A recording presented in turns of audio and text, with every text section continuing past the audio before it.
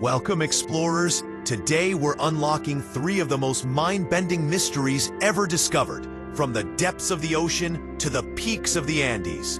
First, the Antikythera Mechanism, an ancient device so advanced it's been called the world's first computer.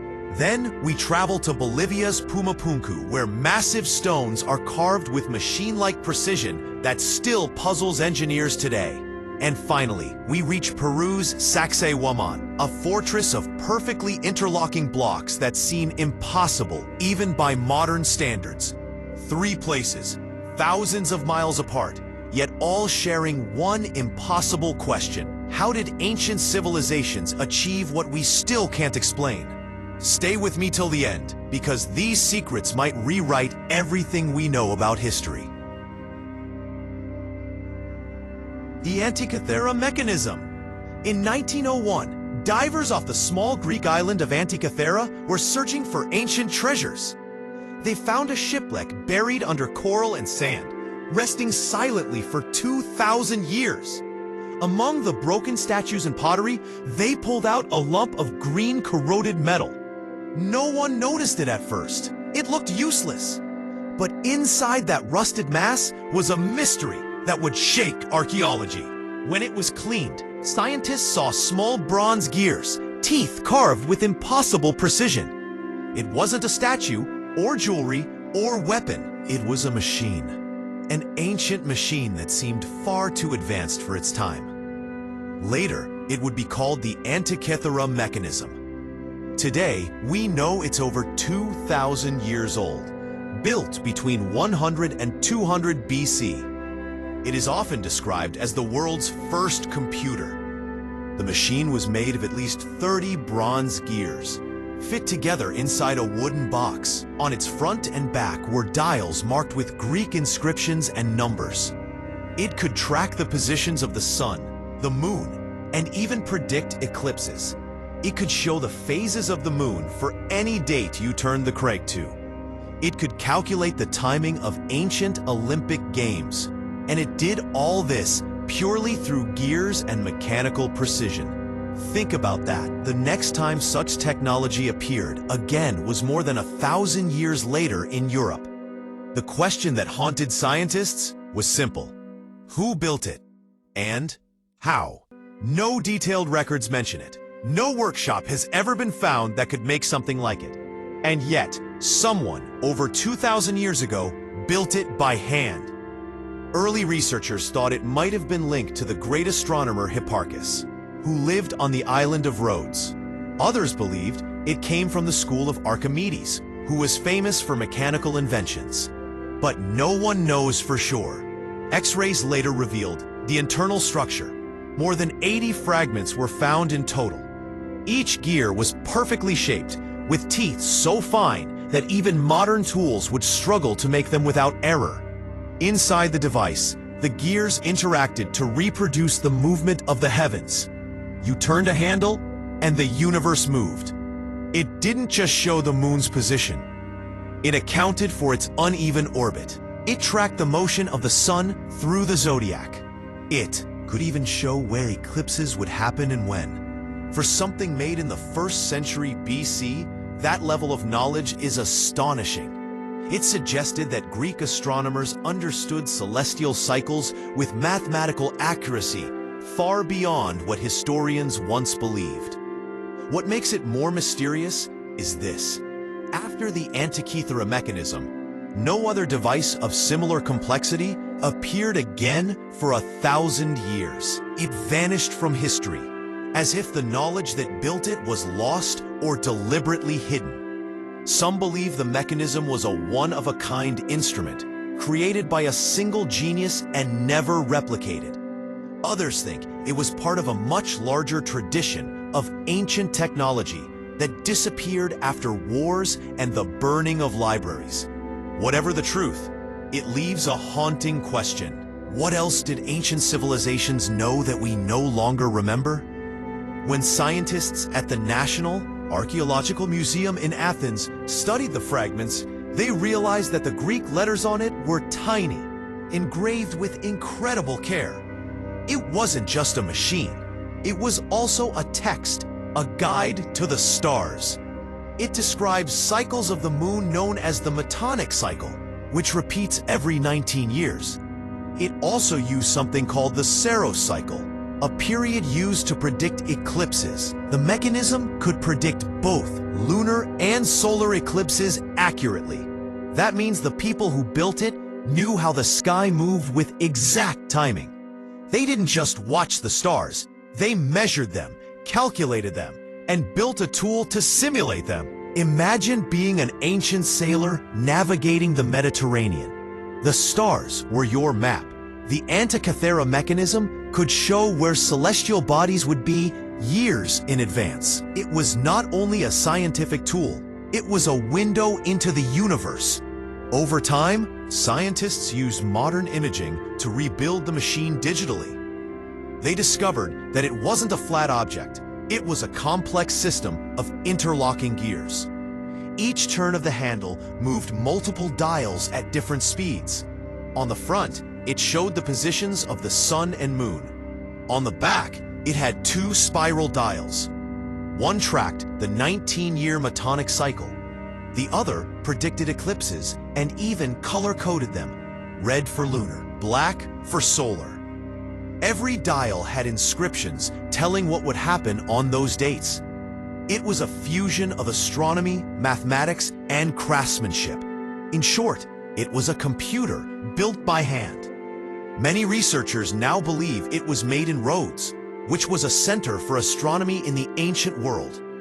But if that's true, how many others like it existed? Was this one lost in the sea while others were destroyed or hidden away? The wreck it was found in dates to around 60 BC, possibly a Roman ship carrying Greek treasures back to Italy. Maybe he was taken as a prize or as a scientific curiosity. Then the ship sank, and the machine was forgotten for nearly 2,000 years. The mystery deepens when you think about what could have come next. If the Antikythera Mechanism had not been lost, if its knowledge had been preserved, the Industrial Revolution might have come centuries earlier. Historians have called it the missing link in the history of technology. It connects the mechanical genius of the Greeks with the later clockmakers of the Renaissance. It shows that human innovation is not a straight line. It rises, then disappears, then rises again. And that is what makes it mysterious. Not because it's supernatural, but because it reveals a gap in history, a silent void where progress was made and then erased. Today, a full replica of the mechanism sits in the museum in Athens. It works exactly as the fragments predicted. Turn the crank and the gears move with a smooth precision that still feels alive. It's hard not to feel awe standing before it. A machine that shouldn't exist, made by people who weren't supposed to know how. Many modern engineers who study it say one thing in common. If they hadn't seen it with their own eyes, they would never believe it came from the ancient world. It makes us question what we really know about history. How many discoveries were made and lost? How many inventions vanished because empires fell, where libraries burned? And if one such machine survived beneath the sea, what else might still be hidden under sand or stone? The Antikythera Mechanism reminds us that the line between ancient and modern isn't as clear as we think. Technology didn't begin with us.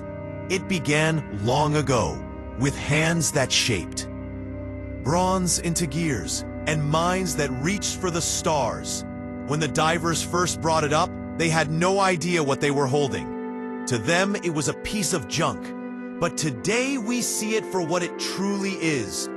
Proof that even 2,000 years ago, humans dreamed in numbers, patterns, and motion. And maybe, deep down, they understood something we've forgotten. That the universe itself is a machine, and we've been trying to rebuild it ever since.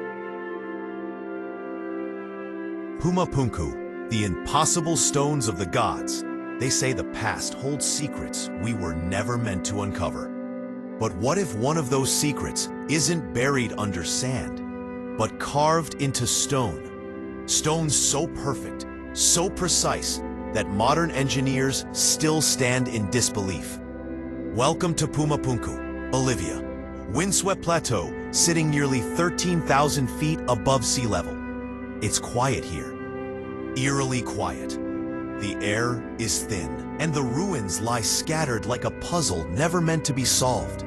Yet these stones whisper a question that has haunted archaeologists and scientists for centuries.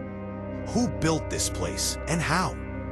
Imagine walking into a landscape where the ground itself feels ancient, where massive stone blocks, some weighing over 100 tons, are sliced with laser-like precision. Their edges are so sharp they could cut skin. Their angles are exact to the millimeter. Each piece interlocks with another, like a three-dimensional jigsaw, yet no mortar was ever used.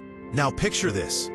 Some of these stones are made of andesite, one of the hardest rocks on Earth, and they're shaped with perfect right angles, drilled holes, and grooves that would require high-speed diamond tools today. But here's the problem. This was built over 1,500 years ago by a civilization that supposedly had no iron tools, no wheel, no machinery. So how did they do it? Local legends offer one answer. The Aymara people, who still live in the region, tell stories of Viracocha, the god who came from the sky, clothed in white with shining eyes. They say he raised the stones with the sound of his voice. He commanded the earth, and the blocks floated into place. To them, Pumapunku wasn't built by humans at all. It was a gift from the gods. But let's step away from myth for a moment and ask, could there be a hidden truth behind the legend? When Spanish explorers first arrived here in the 1500s, they couldn't believe their eyes. They wrote that the ruins looked as if made by angels, not men. In the 1800s, European archaeologists started taking measurements, and they too were stunned. The precision of these cuts didn't match the crude stonework of nearby ruins. It was as if two civilizations, one primitive, one highly advanced, had existed in the same place. Some experts called it an anomaly, others called it impossible. At the heart of Pumapunku are the H-shaped stones, blocks so perfectly crafted they've become a symbol of ancient precision. When you place two of these side by side, their lines and edges align flawlessly, like machine-cut metal pieces. Archaeologists claim they were carved with simple stone tools and copper chisels. But copper is softer than andesite. Try carving granite with a butter knife. That's how absurd it sounds. Some researchers argue the builders may have used advanced techniques now lost to time, possibly even casting stone like concrete. But that theory raises another question. Where did they get the technology to liquefy and mold volcanic rock? Now, imagine the logistics. How do you move 100-ton blocks across uneven terrain at high altitude, without wheels, without pulleys, without beasts of burden? Even today, engineers struggle to lift similar stones without cranes. Yet somehow, an ancient people managed it over 1,000 years ago. Archaeologists tried to replicate this using ropes and wooden rollers. The result? The stones didn't move an inch. Every attempt failed.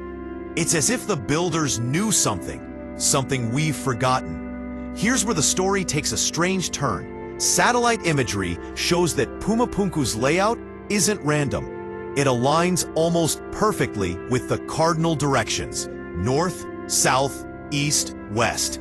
And when you trace its geometry, it forms complex patterns, golden ratios, symmetrical designs, and alignments that hint at mathematical knowledge far beyond its era. Whoever designed this had mastery not just of stone, but of geometry, astronomy, and perhaps even magnetism. Some believe Pumapunku was part of a much larger complex, connected to Tiwanaku, a nearby sacred city once considered the navel of the world. Together, they might have formed a vast spiritual and scientific center, a place where sky, earth, and time converged. Now comes the most debated discovery. In the 1940s, researchers found tiny magnetic anomalies in the stones, as if they were deliberately charged or oriented using magnetic fields. Coincidence? Maybe. But why would ancient builders care about magnetism unless they understood how to use it? There's also speculation about sonic levitation, the idea that sound frequencies could lift or move stone. Though it sounds like science fiction, modern physics confirms that sound can influence matter under certain conditions. Could the legend of Viracocha's voice have a literal meaning? And then there's the erosion mystery. The site's andesite stones show signs of extreme weathering. Far more than 1,500 years of exposure should produce. Some geologists believe the original structures could be 12,000 years old or more, dating back to the end of the last ice age. If that's true, Pumapunku might predate every known civilization in the Americas, rewriting history entirely. But where did those builders go? No tools were found, no writing, no definitive cultural remains. It's as if they vanished, leaving behind only impossible stone. Mainstream archaeologists say that's nonsense, that the Tiwanaku people built it using simple tools, patience, and ingenuity.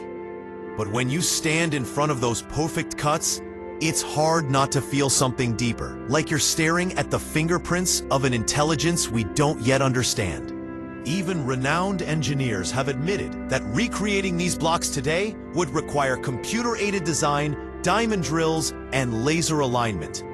So how can a civilization with no metal tools achieve what our modern machines struggle to do? One theory suggests Pumapunku was a power station, a site that once harnessed natural energy from the Earth itself. The placement of magnetic stones, water channels, and conductive minerals supports this wild hypothesis. It could have been part of an ancient grid, collecting and distributing power, not electricity, but something else. Something we can't yet measure.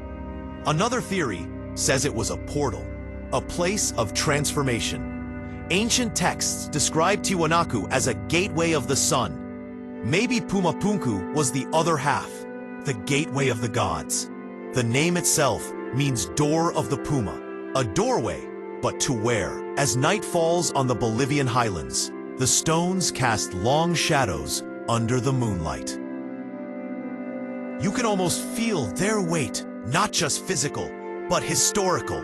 Every groove, every edge, every impossible angle tells a story older than history itself. Was this the work of forgotten engineers? A civilization erased by time? Or something far beyond human comprehension? Even now, archaeologists continue to study it, mapping every line and joint in hopes of decoding its secrets.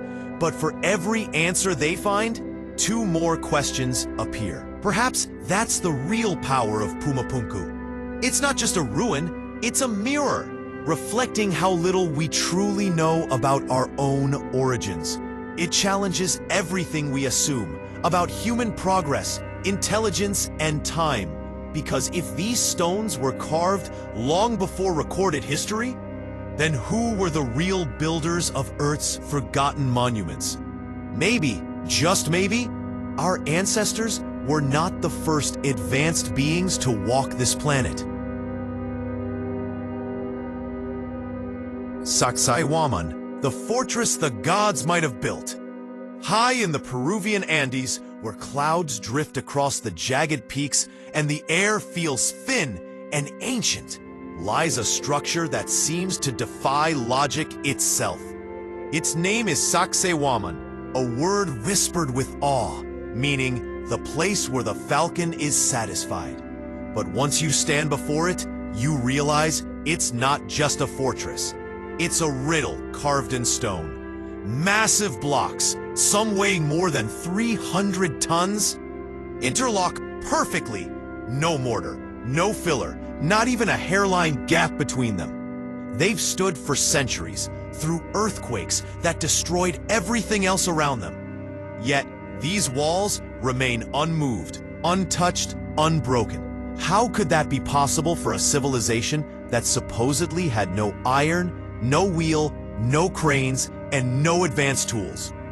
Walking through Cuzco, the ancient capital of the Inca Empire, you begin to feel time bending. The streets still trace the outlines of old temples, and high above the city, Sacsayhuamán looms like a silent guardian. As you climb the hill, the noise of the city fades. The ground begins to shift beneath your feet, not from movement, but from realization. The closer you get, the more impossible the stones seem. The walls form three great terraces, zigzagging like lightning bolts. Each line representing perhaps a serpent, a puma, and a condor, symbols of Inca mythology. Yet, behind the mythology lies an engineering marvel. Each stone is uniquely shaped, every edge curved, beveled, and polished to fit the one beside it. There's no pattern, yet no mistake. It's chaos made perfect. Archaeologists say the Incas built it using stone hammers to chip away at larger blocks, slowly shaping each stone until it fit. But here's the issue. Andesite and diorite, the main materials used, are extremely hard. You can't shape them precisely using a softer rock. Even modern geologists admit that crafting a single block by hand like that could take years. And there are hundreds here. So either the builders had unlimited time and patience, or they had technology we no longer understand. The Spanish chroniclers, who arrived in the 1500s, were stunned by what they saw. Some believed angels must have helped build it. Others thought it was a fortress made by giants. When they asked the local people who had built it, the Incas themselves said it was here long before us. That single line changed everything. Because if the Incas didn't build it, then who did? Some historians argue that it was built by earlier cultures, the Quilchi people, who lived in the region centuries before the Inca Empire. But there's little evidence of their tools or methods. The Incas later expanded the structure, yes, but the foundation, those enormous, perfectly shaped stones, may belong to something even older. Some even say it could date back to an era before written history, when the Andes were home to a lost civilization with advanced knowledge of geometry, astronomy, and engineering. And that brings us to one of the most mind-bending aspects of Sacsayhuamán, its alignment. When mapped precisely, the complex aligns almost perfectly with the four cardinal directions: north, south, east, west, something even modern builders struggle to achieve at high altitudes without advanced instruments.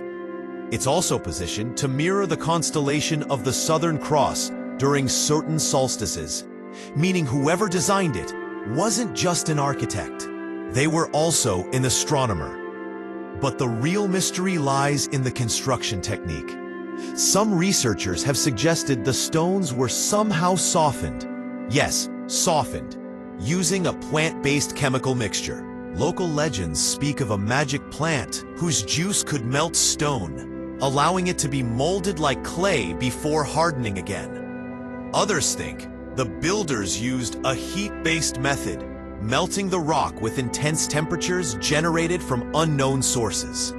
There's no proof, of course, but the perfectly rounded corners and fused joints make it difficult to believe they were simply hammered into shape. And then there's the question of transport. How do you move stones weighing hundreds of tons uphill without wheels, cranes, or metal?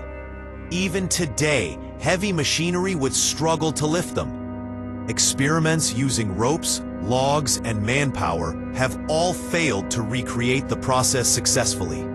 The stones are too heavy, the terrain too steep. Yet somehow, they're here, perfectly set, immovable for over 900 years. Earthquakes have tried to destroy it. Peru lies on one of the most active seismic zones in the world. Entire cities have crumbled under tremors. But not Sacsayhuamán. Its walls sway and settle back like a living creature. Engineers call this seismic resistance, a design principle that modern architects still use today. How did they know? How did a civilization with no modern understanding of physics design something that would outlast earthquakes, empires, and centuries? And the deeper you look, the stranger it becomes. Some stones seem polished from the inside out, as if carved with tools that could penetrate the molecular structure of rock. Others have rounded notches and hidden interlocks that you can only see from above. There are even rumors of magnetic anomalies, compasses that spin unpredictably near certain stones, as if the builders aligned them to Earth's magnetic field. Whether coincidence or design, the precision is undeniable. Local legends tell another story, that Sacsayhuamán wasn't a fortress at all, but a cosmic temple, a place where the gods descended to communicate with the people. The wall's zigzag shape was said to represent the lightning of the god Ilapa, symbolizing power from the heavens striking the earth. The three terraces represented the three worlds of Inca belief: Hanan Pacha, the heavens; Ke Pacha, the earth; and Uku Pacha, the underworld. In this view, the stones weren't just walls. They were alive, spiritual, humming with energy. But let's not forget the practical side. Archaeologists insist Sacsayhuamán served as a fortress protecting Cusco. They found evidence of towers, barracks, and water channels. The structure's position offers a perfect strategic view of the valley. Yet even if it was a fortress, it was built with an elegance and sophistication that went far beyond mere defense. The effort to move and shape these stones suggests a spiritual or ceremonial purpose that transcended war. The Spanish, seeing the massive stones as a convenient quarry, used many to build their cathedrals and homes in Cusco. What remains today is only a fraction of the original complex. Yet even that fragment is enough to baffle the world. When modern engineers and stonemasons visit the site, they often walk away shaking their heads. Some have tried to replicate the precision using modern tools: laser cutters, 3D scanners, power saws, and even then, achieving such flawless interlocking surfaces would take enormous effort. So how could ancient builders have done it? Perfectly, hundreds of times over. Some theorists believe Sacsayhuamán could have been part of a global network of ancient knowledge, a time when advanced civilizations existed before recorded history, sharing secrets of energy, sound, and magnetism. They point to similarities with other sites: Pumapunku, Giza, Baalbek, where stones are fitted with the same impossible accuracy. Could they all be remnants of one lost source of knowledge? And then there are the even bolder theories that Sacsayhuamán was built by visitors from beyond Earth. The Incas themselves believed their gods came from the sky. Legends describe Viracocha, a white-bearded god who descended from the heavens to teach humanity's civilization. He was said to have raised mountains, calmed seas, and built temples with his voice. Perhaps these legends were symbolic, or perhaps they were memories of something the ancients truly witnessed. Whatever you believe, standing before those walls changes something inside you. You feel small, not just physically, but historically, because these stones are older than explanation and stronger than time. They don't just stand, they challenge. Every groove, every seamless edge, every colossal block silently asks, "Are you sure you know your own history?" Today, tourists climb the terraces, taking photos and running their fingers along the stone joints. Guides tell stories of gods and warriors, of kings and sacrifices. But when night falls and the crowds disappear, Sacsayhuamán becomes something else. Under the moonlight, the stones glow faintly like silver skin. The wind carries whispers through the cracks. You can almost hear it, a low hum, as if the earth itself remembers. Maybe that's the true power of Sacsayhuamán, not in the mystery of how it was built, but in the feeling it leaves behind. It's a message carved in stone that knowledge, once lost, is not gone forever. That somewhere in humanity's distant past, there was a brilliance we've only begun to rediscover. So next time you hear someone say ancient people were primitive, remember these walls.